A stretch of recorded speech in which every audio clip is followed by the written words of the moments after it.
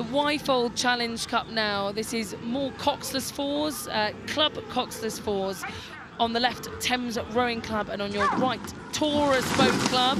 And there's a bit of a rivalry in this one here, Jim, in the Taurus Boat Club being coached by Ben Lewis, the ex-head coach of Thames Rowing Club. He's facing his old athletes in his old club. I saw him, I'm sure he was wearing a Thames blazer as well. He might have taken off for this race. And they've both done really well as coming down to the top of the island. We talked about this last race and the visitors. It's really challenging steering this part of the course as you set it up to coming towards the quarter-mile signal. They're doing a brilliant job.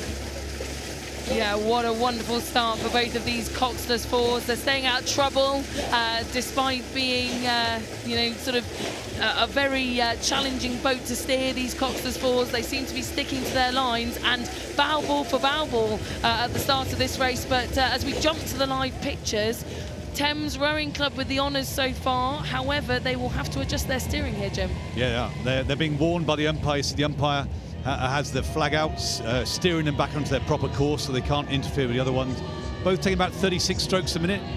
That's still close. Yeah, Thames got a slight advantage at this stage, but we're only just coming up to about halfway. So still, well, Thames being warned back onto their station again. There's some strict rules. It's really, we want to make sure it's fair play, so you keep the crews apart. As we talked about earlier, there's not much room on the course. It's only 24 metres wide, so they've only got 2 metres each crew on either side to play with. And it's tricky steering. And it's not the kind of thing coming into the sprinting stages of a race, wanting to think about your steering. All you want to do is think about putting pressure on, moving the rating up. The steering is something that they really don't want to be dealing with right now. But Gwyn Batten, the umpire, continues to move her flag again and again and again for Thames. And Taurus here might be thinking that there's an opportunity. Yeah, I mean, as often when you're a really, really tight race and those crews are really, really pushing, the steering is the thing that goes out the window and it can cost them the race. You want to avoid steering as much as possible because it puts a brake on the speed of the boat, and also it can upset the balance of the boat too. Looking there at the back of Hugh Jones, and you can see from this shot here that Taurus are still well in this race. Taurus, this is alumni of Oxford Brookes University. They're all recent graduates of the University of Oxford, and actually they are moving into the centre of the water, and I think Taurus now might be in danger of being warned too, but no.